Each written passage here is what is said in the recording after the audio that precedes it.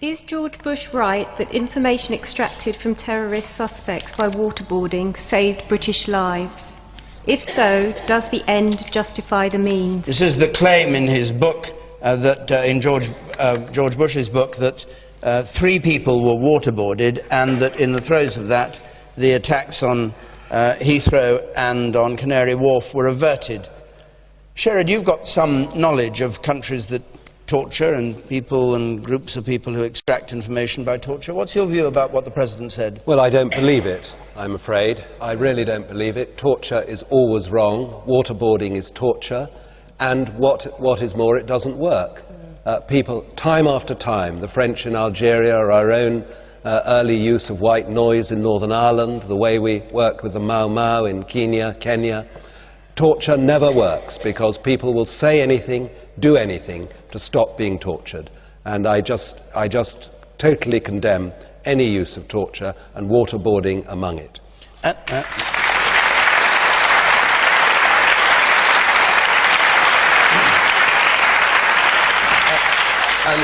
the other point, David, is that you're handing the terrorists a weapon.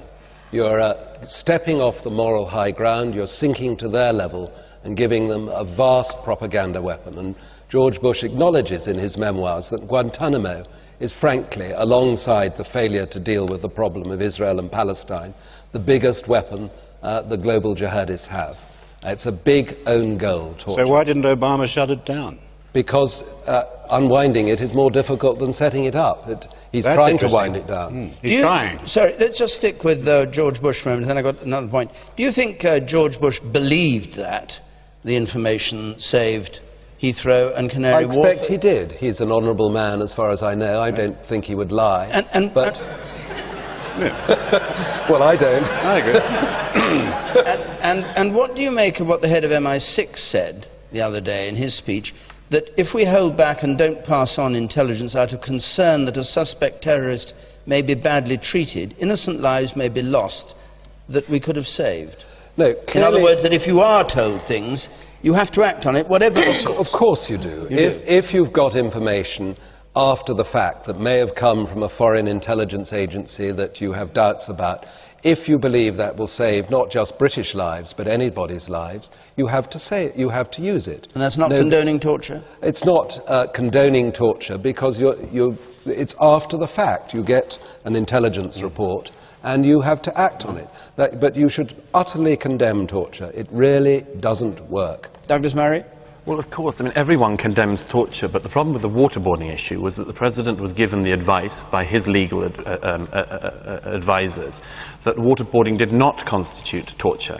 Now, this country believes that it does. Do you believe that it does or not? And I think it's very much borderline. I don't think it's particularly. I don't think it's torture in the sense that most people. I don't think it's torture in the sense that most people describe it as. I mean, you know, look. Put it this way. Put it this way.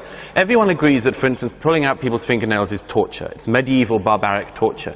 Waterboarding has actually been tried by quite a lot of people. Quite often used in anti-interrogation techniques by special forces. A friend of Clive's and mine, Christopher Hitchens, underwent it for Vanity Fair magazine at the request of the editor, and decided it was torture within 5 minutes. And he decided it was torture. But I'm just saying that if you know, there was an actor in the BBC series Spooks who got waterboarded as part of his method acting. Now, he didn't get his fingernails pulled out for method acting. The editor of Vanity Fair didn't send one of his columnists to have their fingernails pulled out for method acting. That's a totally artificial distinction. You're saying it's not torture if they don't physically harm you. I mean, you're suggesting that white noise, because waterboarding doesn't actually remove part of the body or inflict physical injury. It's obviously in a grey area, and George Bush's legal advisors told him that it was not illegal. Now, the question is whether or not the ends justified means by that. I think they do. I think the figure that the President gave out in his book is that 100 people, there were 100 people captured, 30 of those people were put into a CIA interrogation scheme, and of those, 3 people were waterboarded. Well, we have heard for years from all sorts of lobby groups and all sorts of decent people, but nevertheless, we have been hearing for years that America tortures, George Bush is a war criminal, and so on. It turns out that 3 people were waterboarded by the American officials. I think that if that saved lives, it was worth it. It was a good call. Okay. Theresa May. I'll come to many people with their hands up. Theresa May, do you want to comment on what Douglas Murray said? Do you believe it's legitimate? No, I don't believe it's legitimate. I believe, and the government's position is absolutely clear on this, waterboarding is torture, torture is wrong, and we do not condone torture in any way. We condemn the use of torture. And that's the clear position that the government has taken. And we've issued guidance to agents as to how they should operate, which is publicly available for people to see. And we're very absolutely clear about this in terms of torture. And I think it is right that the government does take a very firm position on this and make it clear to people exactly where we stand on this issue. And I disagree with Douglas. I think waterboarding is torture, was not legitimate, and but we do not condemn it. But if it had saved those lives, if it had have done.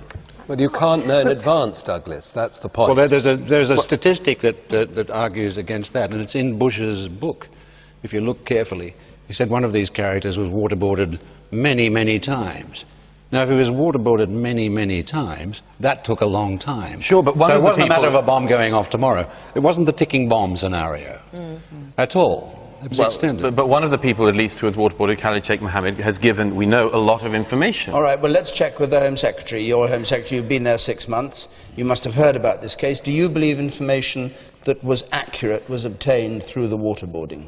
Well, first of all, there is a position we don't talk about intelligence. Secondly, actually, I wasn't Home Secretary at the time that this came through.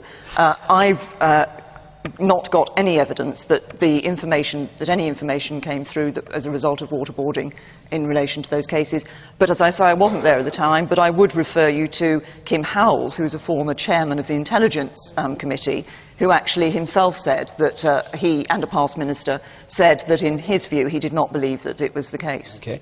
I'll come to you in a moment, Caroline Flint. The man in the third row there.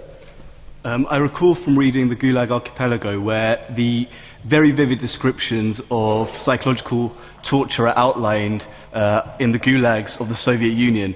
And I think psychological torture was just as abhorrent then as it is now. And I commend David Cameron and this government for criticising this policy of waterboarding. And the person up there in the blue shirt, on the left, on the inside there, yes. Yes. If Douglas Murray believes that waterboarding is a kind of in-between, not sure, grey area of torture or not, then I'd like him to actually, or anybody else in this room, to actually suffer this treatment and then come back. Nobody is saying it is a nice thing. Nobody is saying it's a nice thing.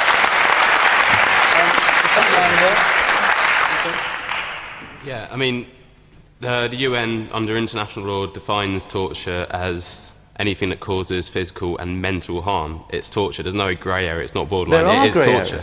There are grey areas. One of the grey areas is whether or not being made to stand up for a long period of time constitutes torture.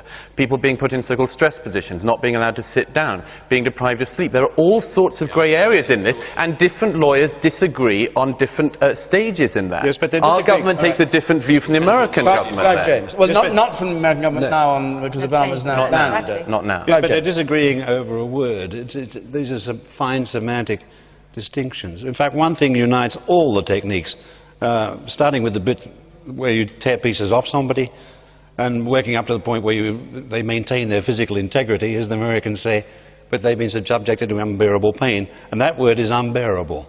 Torture is when you do something unbearable to someone so that they will speak in order to stop it. And waterboarding is well inside that definition. Incidentally, while I'm disagreeing with you, it's not because I hate to agree with you, but I have to go very close to agreeing with you about the necessity to maintain a sense of proportion about this. Abu Ghraib, for example, which Bush confesses in his book was a crime that happened on his watch. He doesn't say he ordered it, he said it was a crime that happened on his watch, which I think is true. You've got to try and see this in the horrible perspective of the whole conflict. The people who tortured victims in Abu Ghraib were Saddam's. Saddam killed 30,000 people in Abu Ghraib in the course of his career. 30,000 of them, all of them died in agony. Now, the Americans didn't do that. What the Americans did is they humiliated people. It was disgraceful of them to do so, and when it was found out they were doing it, it was a great embarrassment to the Americans. And they were prosecuted. But do you think, I mean, I think torture is still going on in Iraq. I don't think the invasion has done anything, really, to end it. And I imagine if you go to some of the prisons and police stations across what was Mesopotamia, you will still find those techniques being used. So I don't really see... in some, but not all. I've been to Iraqi prisons where that's certainly not the case. It's very much reformed since Saddam's days. Well, I think is torture used in Saudi Arabia? I have no evidence that it's used, but I would not be surprised if it were. They merely behead people in public squares. No, hang on a second. I was just thinking that the evidence that came across for the bombs on the Boeing, whatever the planes were that were carrying cargo, that came from Saudi Arabia. Do you think that was A, acquired by torture, and B, if you were told I've that there's no a bomb idea. on the plane... I haven't seen the intelligence. I wasn't in government, but you've been I in would Saudi say Arabia, that the so you know about that. I would say that the Saudi state was threatened by a very serious Al-Qaeda campaign that wounded a BBC journalist, Frank Gardner, killed a BBC cameraman, Simon Cumbers. There was a memorial service for him today and some brides in Fleet Street. And the Saudis have run a very successful program for de-radicalizing terrorists by tough security measures, reaching out to them, and their experts have been over to lecture our own MI5. At the same time as putting this hatred around the world and exporting terrorists. That's absolute rubbish. Absolute rubbish. In the light of the reports of mutiny against Labour leadership, are the Labour MPs right to be supporting Phil Willis? Douglas Murray. Well, I mean, it's not unheard of for politicians, particularly party political hacks, who've worked their way up from the NUS, like Phil Willis did, to behave with extraordinary cynical opportunism on the election trail. It's always surprising that more MPs don't get caught for this. But I have to say there was something particularly egregious about some of the literature which Phil Willis put out. The group Al-Mujahirun, who were protesting in one of their guises by the 2-minute silence in London earlier today and burning poppies, were put by Phil Willis's campaign, it seems, on the front of one of these pieces of literature, holding things saying, behead those who insult Islam and so on. This is, I have to say, a great example of what Phil Willis did during his period as immigration minister as well, which is he talked a different game from the one he did. As immigration minister, he talked incredibly tough. He used to give tub-thumping interviews. He did a famous one to the Times, and did nothing like it, thus, again, extending the already vast gap between political rhetoric and reality. And in this case, he had the cynicism to put a group on the front of his leaflet saying these things, which he and the government that he was a part of had allowed to thrive all these years. That's not the point, is it? The point is whether he told lies about the Liberal Democrats and his opponents. Well, it seems he did. This is the Liberal Democrat pact with the devil, he says here. Yes. Yeah, I don't think that's literally true. I think we'll see. Thank you. Just like to disagree quite strongly with the person who spoke from the floor a moment ago. There is a very important point about the relationship between economic interests and the lack of interest in human rights. It's been so Sherwood picked it up earlier in the evening in an oblique reference to the Middle East and Palestine, Israel, and I speak as a Jew on this issue, that where we've been ignoring human rights throughout the Middle East, then what happens is you get the production of the extremist behaviour, and then you start to try and deal with that with things like waterboarding, and you end up into a vicious spiral. Okay. We have to solve the question in the Middle East. No, all right, well, let's go back to China. Briefly, if you would, the question was on profits before human rights. I mean, look, it's not easy being a country that used to be the top dog, going around as, I think Sir Sherwood said, the sort of major sort of second league player. And it doesn't mean you can pull your weight. It doesn't mean you can lecture people like perhaps you can when you're the top dog. Did he put profits over human rights? Well, he had to do a bit of both. Yes, he has to, in the current situation, go around the world, as the government have been recently, selling Britain Inc., you know, this company about this island off the shores of Europe that's trying to crawl its way back in the world. Now, that's going to lead to some pretty unpleasant sights. But it is disturbing, I have to say, not to mention more publicly in a country with, I think, 1 million people in forced labour camps, hundreds of political prisoners, not to highlight that more. But that's the situation Britain is now in. And I just wanted to say one other thing quickly, which is we were talking earlier tonight about 3 terrorists who were waterboarded by America. We see, coming up here, China emerging as, in our lifetimes, the top player in the world. And those who think they don't like American supremacy in world affairs should just wait and see what you get when you have Chinese supremacy, because that's going to be a very different thing indeed. Okay.